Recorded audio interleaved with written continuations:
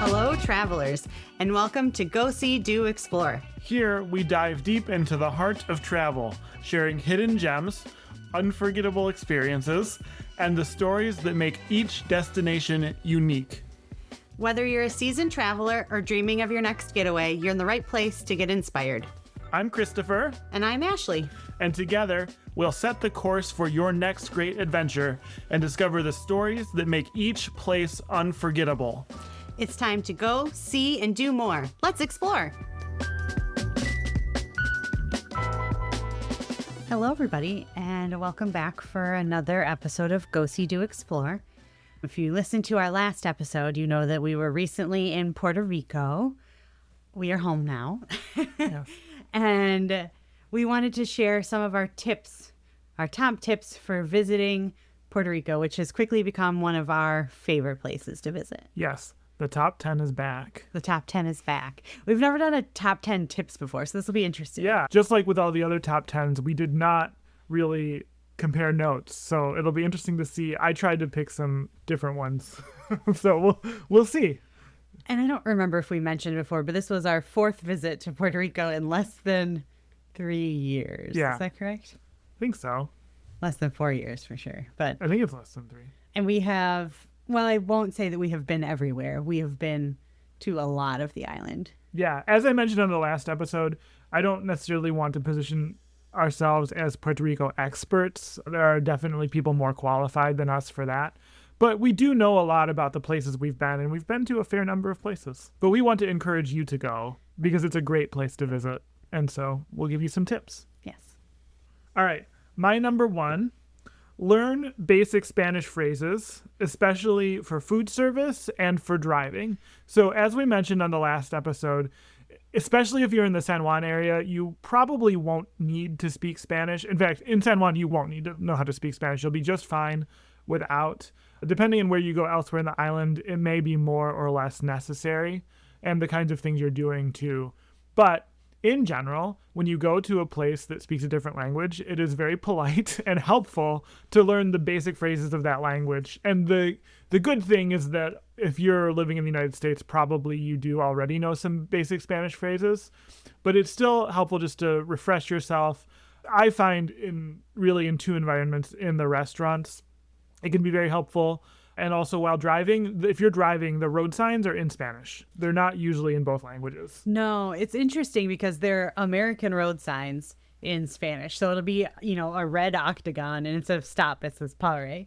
Yeah. So understand, and the symbols are there to help you too, of course. But then sometimes, if there's a sign that says lane closed or right lane closed, just knowing how to read that data, things like that are helpful. And, please, thank you, all those phrases. Don't feel like you'll need to rely on a comprehension of Spanish to go to most places in Puerto Rico, but it does make life a lot easier. And I'll say on this last trip, I had a lot of really positive interactions in Spanish. I felt like people were appreciating the Spanish speaking. When I first started going there, I didn't necessarily feel that way because I felt like my skills were not really sufficient for that. But this last one was pretty good, I would say.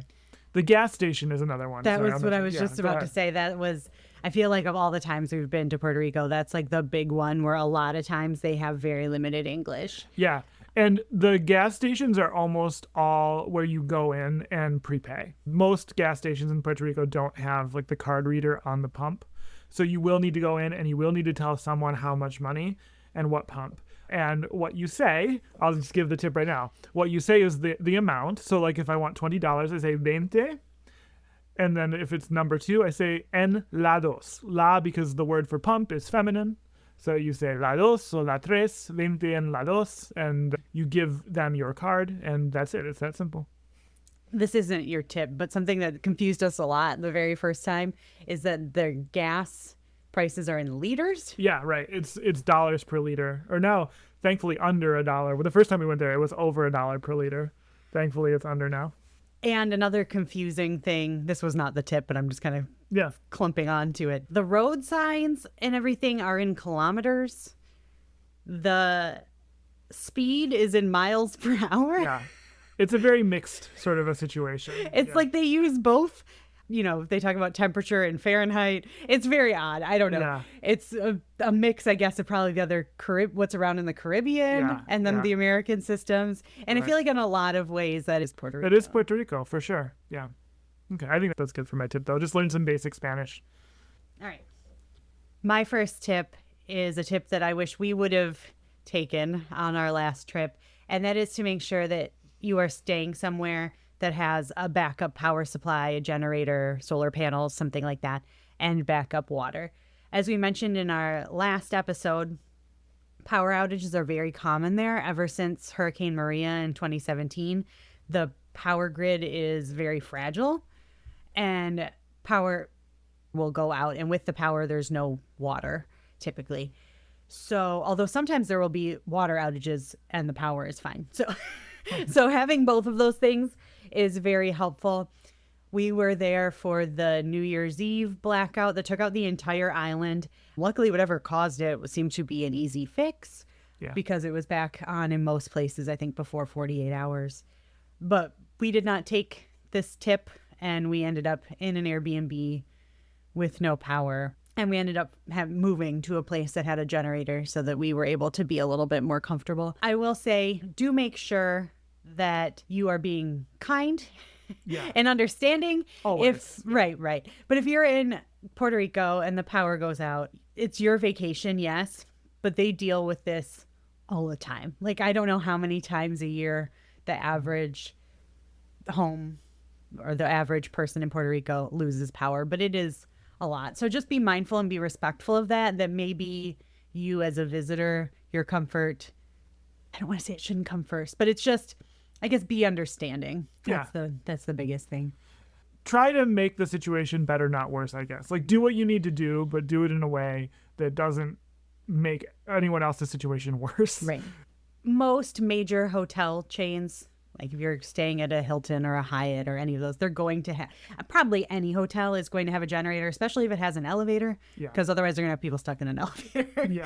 Water, that's not necessary. Well, a hotel will probably have backup water, but we know some people that were visiting at the same time as us. They were staying in a high rise in Fajardo, and their building had power, but it didn't have water for 3 days, she said. So just something to be aware of and to, kind of to go with it if you have to deal with that. And like, everyone is different, right? Like, your situation may be that you could go a couple days without power and water and be perfectly content, and then you can manage that. If you've got a medical condition or something like that requires more of a constant power supply, you just know that it's something you have to look into and navigate. This leads, I think, very well into my next tip, actually, which is the downer tip, but it's an important one before I get into my fun tips. Learn about and be informed by the unique relationship that Puerto Rico has inside of the U.S., in the unique way in which Puerto Rico is a part of the United States. I want to be very clear. Puerto Rico is not some all-inclusive resort in the Caribbean, right? Like, that's set up for people from the mainland U.S. to just come and party. It's not just some big beach that you're going to go hang out at and have fun. It's a very fun place to visit, I want to be clear. And it's a very welcoming place in our experience, too. It's not like it's standoffish. But Puerto Rico's unique relationship as a territory of the United States, where people who live there are citizens but don't vote in presidential elections, for example, who don't have voting representation in the legislature, it's complicated and it's caused a lot of problems. The way that they have to import products basically through the United States, through, regressive tax policy and things like that, it's a downer of a topic for sure. All this to say, if you're from the mainland United States, just understand this, because I think if you understand it, it will inform the way you talk to and interact with people. For example, they are Americans, right? They are American citizens just like us. This is the United States, just like your home state. Maybe not just like your home state. Maybe that's not the right way to say it, but it is the United States. And yet they have this sort of different relationship with their government. And so just knowing that and being sensitive to that, I think, is all you really need. It's not like you need to speak a certain way or have a certain thought in mind, but just like knowing that you're not going to some like private island that has been rented from the Bahamas or whatever. But like, if you're American, this is a part of your country. It's an important thing to understand. So anyway, I won't go on and on about that, but I think it's just really important anyone who visits there has that in their minds. And if it really does kind of go hand in hand with the power situation because of the relationship with the U.S. and the response after Hurricane Maria. Like, that's a lot to do with why the power situation is the way it is. There's a lot of mistrust. And then Puerto Rico, too, their government has had a long history of problems and corruption and things like that. There's like a lot of bad stuff kind of all around there, right? And this podcast is not about that. And you can go there and have fun and not think too much about that. But you should understand what's going on. You should understand a little bit of the landscape to be a responsible traveler and visiting there. All right. My next one is maybe a little bit more upbeat from there. Yeah, the rest of mine are more fun. I just wanted to get that one out of the way. My next tip is to book your car rentals early. Yeah. It might be that the past 3 times we visited have been over Christmas. And so there's a lot of people that come to Puerto Rico around Christmas. A lot of people that are from Puerto Rico that move to the mainland come back and visit their family around that time of year. And there's big festivals and like there's a lot of people coming in at that time. So car rentals are very difficult to come by. Not this trip, but last trip I was looking at, a car rental search. And one of the only cars that came up through a major national chain was a pickup truck. Yes. And it was like $500 a day. Like, who is renting that? Someone who needs a pickup truck, I guess. Yeah, I'm going to have this $500 a day pickup truck. No. Yeah. And so if you do find yourself in a situation where you have, your plane tickets booked and you're staying outside of San Juan, where you're going to need a car, and car rentals are, few and far between and very expensive, something to look into is Akikoki. So we have used Akikoki the last 2 times now that we've visited Puerto Rico. And if you're familiar with Turo, it's the same thing, but it is owned and operated by Puerto Ricans. So I guess if you live in Puerto Rico and have an extra car, they'll keep it for you, they'll wash it for you. Yep. And when you're not using it, tourists can rent it. The cars aren't always the, most, how do you say this nicely? They're used. They're used cars. They're not in bad shape. No, but they're definitely better than the cars I've seen around here in Turo. Yeah. That it's like somebody's old junker. Like, do you want to rent that? It's not that. But then also, the last time we rented from a major car rental agency, we got the same kind of a thing. Where that's true. That car only had 20,000 miles on it, but it was like somebody just like took it down the world's worst dirt road or something. It had no suspension. So I definitely recommend Akikoki, but to kind of go into it with a little bit more of an open mind, not expecting, a pristine rental car. Yeah, definitely. All right, I think it's time for a wine break. Let's go to the wine break.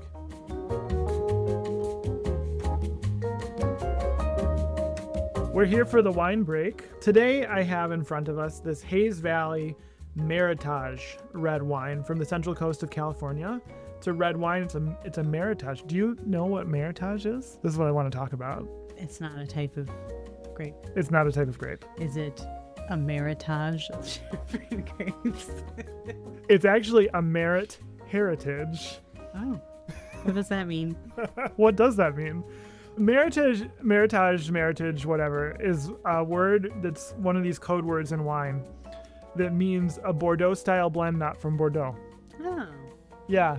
And so merit because of the quality and heritage because of the heritage, I guess. I don't know much about the origin of that term or why that came to signify a Bordeaux-style blend. But Bordeaux is really interesting too, right? Because this is one of those things in wine where a lot of wines, the goal is to be the same or relatively similar every single year, to have a consistent product. And so you have a lot of wine regions, a lot of types of wines where they blend the same sorts of grapes, but in various proportions depending on the year, depending on like the quality of the grapes, the attributes of the grapes that year, to produce a wine that's fairly consistent year to year, versus other regions where it's like the vintage is the vintage, the way, it's a 1 grape or maybe 2 grapes in that wine, and just you taste the year, and every year is very different, right? So Bordeaux, and by extension Meritage, is that kind of a thing, the first, where the goal is to be consistent.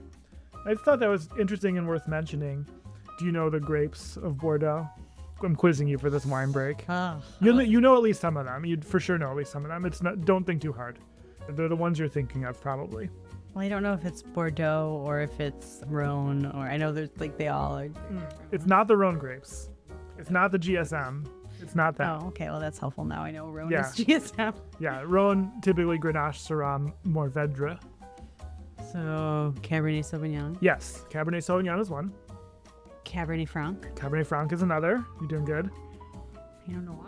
Pinot Noir is not. Think more in that family you were just in. You were just in. No, you were in the right family. Think more about those kind of wines. This was in California. Maybe that'll help you. I feel like I need the Jeopardy music in the background here. Okay, so I said Cabernet Sauvignons, Cabernet Franc. Mm-hmm. What other red grapes are there? Merlot. Merlot is another. Okay. Those are the three probably easiest. But there's another one that we have a lot that's in there. So the one that starts with a C. Yeah. What is that? Carmenere. Thank you. Carmenere, which is a big red grape in Chile as a single varietal, but is a French grape that is blended into Bordeaux. Yeah, there are two more. Another one that I feel like just move a little bit east from where they grow Carmenere, and you'll have it. Malbec. Oh, Malbec. I should know this. Yeah, and then the other one is Petit Verdot, which you were never gonna get. So anyway, it's just really interesting that all these different grapes get blended in different proportions year to year to make a consistent product. Typically, the dominant grapes in Bordeaux blends are either Cabernet Sauvignon or Merlot, depending on the region of Bordeaux. One part of Bordeaux has a very Cabernet Sauvignon forward wine and the other very Merlot forward. I really tend to like the Merlot forward ones, actually. I think that's the left bank and the right bank. I get those confused. But we've been to William Chris in Texas, where their two signature wines, Enchante and Hunter, are like left bank and right bank Bordeaux styles, where Hunter is very Merlot forward and Enchante is very Cabernet Sauvignon forward, but they're both Bordeaux style blends. So anyway, I just thought that was kind of interesting, and I had this bottle of Meritage in the wine fridge and thought we would share a little bit about that. And I learned something tonight. Cool. All right, well, good wine break. Let's get back to Puerto Rico. Back to Puerto Rico, where there is not much wine. Okay, my third tip is to consider destinations besides San Juan. We're going to do another episode where we talk more about specific destinations, so I'm not going to go into that here. But I think because of the proximity to the airport, because it's a famous place to visit, lots of people who come to Puerto Rico to visit basically stay in the San Juan area. And the San Juan area is great, but if you want to see a whole other side of Puerto Rico, or really several other sides of Puerto Rico, I think it is good to get out to some of these other regions. Some of them we've mentioned, some of them we will mention. You'll need a car, which is why we just mentioned the rental car, but it's definitely something I would insist upon if you have the time. I know in the last episode you were talking about how you don't recommend staying in Isla Verde because it feels like the Americans just set up camp there and people speak to you in unaccented English. Yeah, it's very much for the tourists. People make a big deal. This is not going to turn into a huge rant, but people make a big deal about this, like being a tourist versus being a traveler thing. I think it's kind of bogus, but I will say that that is one of those cases where, like, you can travel however you want to travel. We're not here to tell you necessarily what to do, but if you want a richer travel life, look for the places that are not just, the beach with American branded resort chain. I'm going to take that a step further. Okay. And for my next tip, I'm going to say get off of mainland Puerto Rico. Oh, that's a good tip. I like that. So there are lots and lots of islands surrounding Puerto Rico, but there are only two additional islands that are inhabited, and those are Vieques and Culebra. They are both accessed by the ferry terminal in Ceiba, which is in the southeast corner of Puerto Rico. The ferry tickets are very inexpensive. I think it's $2 a person. Like, that is definitely not a barrier. We mentioned on our 2024 travel recap that we did the brightest bioluminescent bay in the world. We did a paddling excursion, and that is in Vieques. Absolutely amazing. Probably one of my absolute favorite experiences we've ever had while traveling. It needs to be done around the new moon as much as possible. But then there's also Culebra, which is a little smaller. We haven't been to Culebra yet. That's on my list still for the next time we're in Puerto Rico. It seems like that's maybe a little bit more laid back, kind of resorty. Yeah, they have a cool airport. If you fly there, there's like kind of a mountain in the way. So they have to take this really odd angled approach to land there. I really want to do it. And besides, like Chris kind of implied it, but besides the ferry, there is also Vieques Airlink, which is a way to get to these islands. They go to both Via Case and Culebra from the San Juan area. Yeah, and I think Cape Air also flies there. They fly from Isla Grande and San Juan, and they fly from the Ceiba Airport to Roosevelt Roads. But obviously that's going to be more expensive than your $2 ferry ticket, but it will be much quicker. The ferry to Via Case took a long time. And it's not absurdly expensive. I think you're talking maybe like $200 a person or something like that. Like for a plane ticket, it's, we haven't done it yet, but I might do it one of these days. Okay, my next one. I'm going to say look for opportunities to engage in the local culture, and in doing so also to benefit the local economy. So some examples of this. You can try local cuisine. Puerto Rico has a very unique and interesting cuisine that's kind of a Caribbean cuisine overall, I would say, but definitely has like those Hispanic influences too. It's very different from the cuisine of Mexico, for example. It's got a lot in common, I would say, with places like Jamaica, St. Lucia, but it's also got the Hispanic bent to it. Lots of really delicious fried food. Oh, they love their fried foods, and they love multiple starches at a meal. Yeah, the Puerto Rican double starch, that's what it is. You'll have your mofongo with a side of rice and beans. Yeah, and I know we mentioned on the last episode lots of banana and plantain products. Rice and beans, of course, like you just said. Also, looking at things like Puerto Rico makes rum, really good opportunities to try local Puerto Rican rum. Bacardi is not local Puerto Rican rum. But yeah, it's complicated, I guess. They are on the island, but I think most of their rum is actually made in Bermuda. They're headquartered in Bermuda. So Don Q and Ron de Barrito are the two really you want to look for, especially. Also, though, look for like art museums, cultural festivals, maybe consider buying some local art. Spend your money on again, here I am telling you what to do. You can have whatever vacation you want to have, but if it were me, spend your money on things that give you unique experiences or unique products that are from people there that benefit people there. I think it's a way that we can all win when we travel. And you're going to come away with something truly unique, whether it's an experience or an item. And we mentioned we've bought a couple of art pieces in Puerto Rico. Small things, mostly inexpensive, relatively inexpensive things, but things that we really cherish. One thing that was too big to fit in our suitcase. One that was too big to fit in our suitcase, and I had to figure out how to mail it home. That was a fun time. So in other words, I mean, this is kind of, I'm probably harping on the same point multiple times, but I feel like if you've come away from Puerto Rico basically just maybe going to a resort and a beach, you've probably missed what makes Puerto Rico so special, right? And you can have the vacation you want to have, but I want to warn you against maybe planning a vacation that doesn't go deeper into the culture. That was going to be my next tip, is to explore beyond the beaches. And I think that might be our next podcast next week. Top 10 things to do in Puerto Rico besides the beach. Yeah. Because I've been writing them down and I've got probably about 10. So Yeah. We could do 20. Could we do 30 in 30 minutes? Rapid fire? That was a short tip, just kind of glomming onto yours. Okay. Is that a word? So, Glom word? I think it is.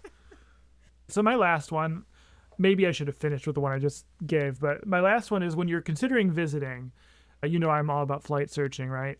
Look at all airports. For us, we tend to have the most success flying into San Juan. San Juan, definitely the biggest airport with the most number of flights and all that. So that may be the case for you too. But I know that a lot of airlines, especially I want to say Frontier and JetBlue, are doing a lot of flying to Aguadilla, which is on the west side. Ponce also has an airport, and I know there are some flights there. And we just recently learned that the Ponce airport was originally built for the family that owns Don Q. It was their private airport. Do you remember what their name is? Serralles. Yeah.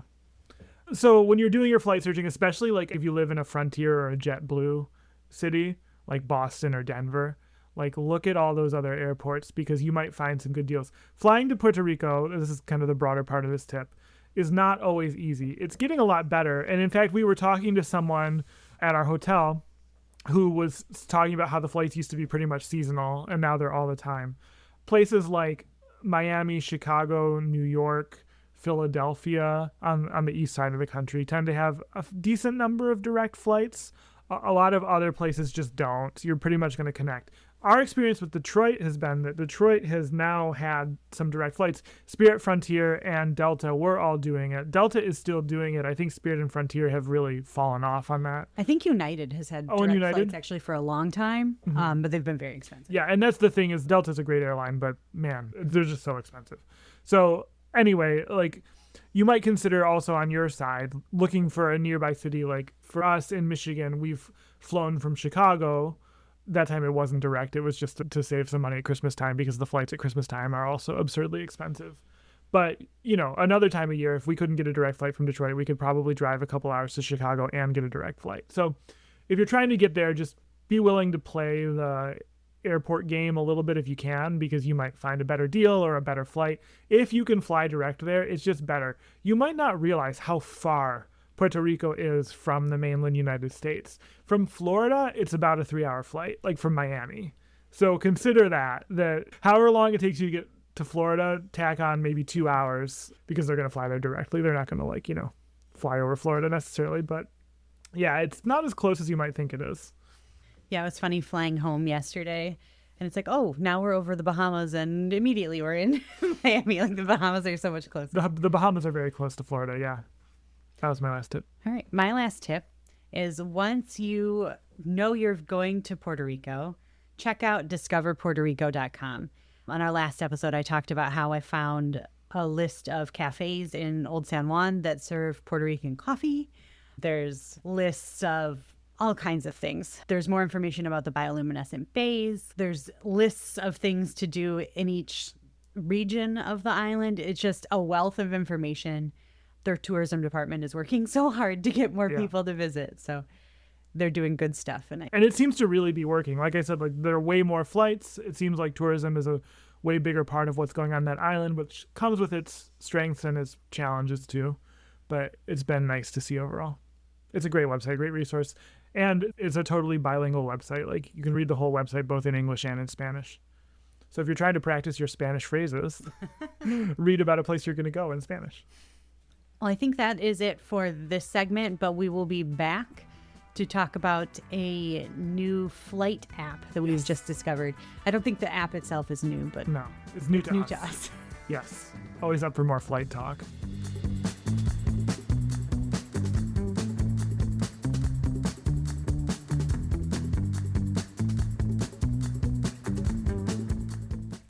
So for our last segment of this episode, we want to talk about a new app that we've discovered, and it's an app that I absolutely love. You found it, though. Yeah, so I think on another episode I've talked about Josh Gates, who's one of my favorite travelers to follow, and on New Year's Eve he posted, or maybe a few days before New Year's Eve, doesn't matter, he posted his flight stats from the year on Flighty and how he went around the globe 3.8 times or something like that, and I'm like, what is this app? I need to know more.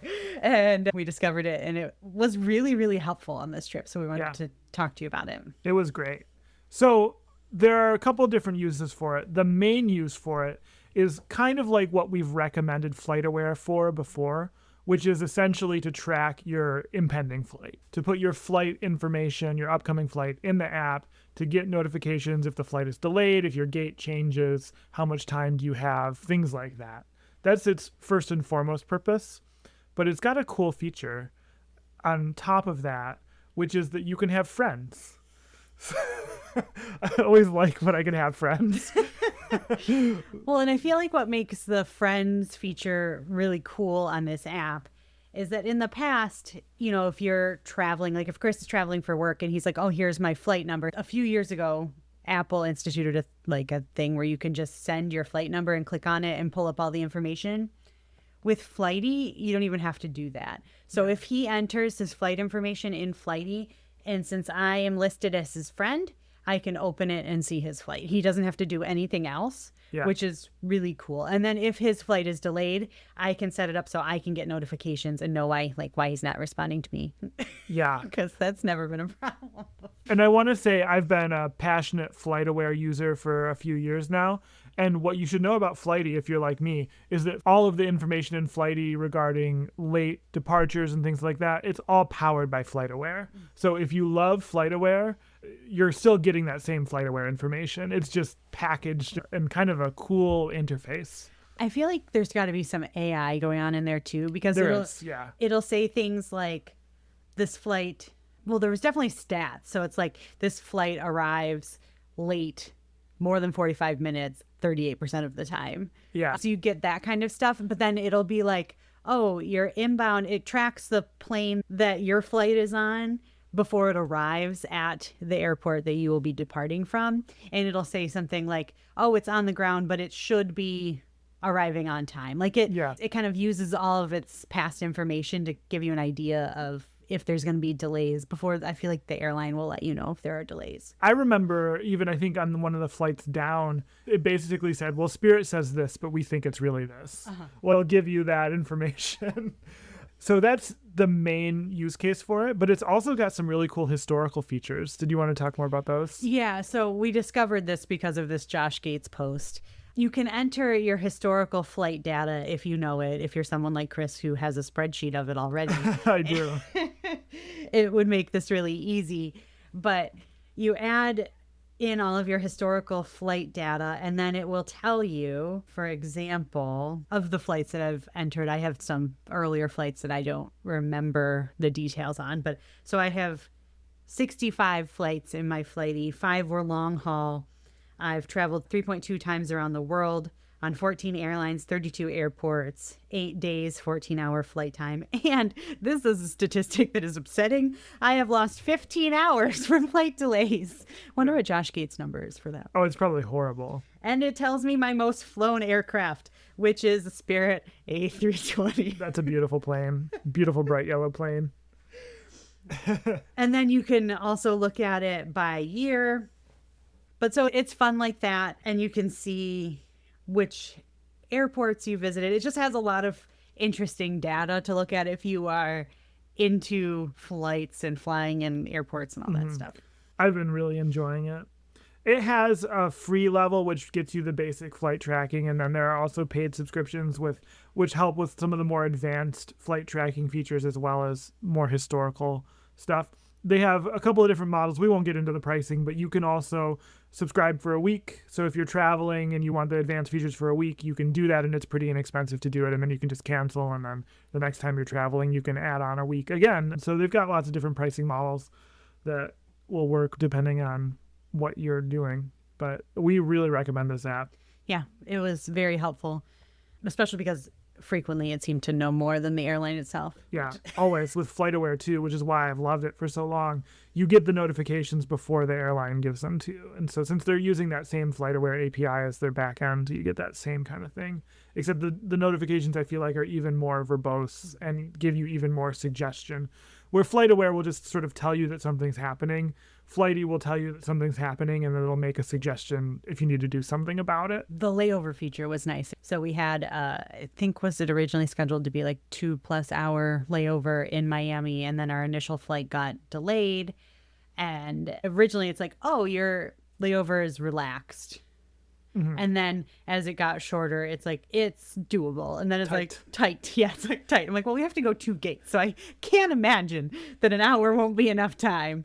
But then that other flight was delayed. And we had more than enough time in Miami. But that's just another feature that it has that's pretty cool. Yep. Definitely check out Flighty. And if you're not someone that's going to use it a lot, getting the paid subscription for a week when you're traveling, I think would be very helpful. Or you don't get the lifetime plan. Who knows? Yep. Well, thank you. Bye.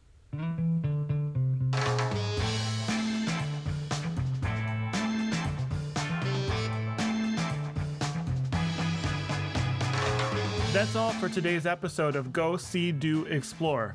Thank you for joining us and sharing in the wonder of travel. Keep the spirit of today's adventure alive by checking out our blog at goseedoexplore.com for even more travel inspiration. Don't forget to rate and review us wherever you listen to your podcasts. It really helps fellow travelers find us and join our community. Until next time, keep exploring, keep dreaming, and keep traveling by any means necessary. I'm Christopher. And I'm Ashleigh, bidding you farewell and happy exploring.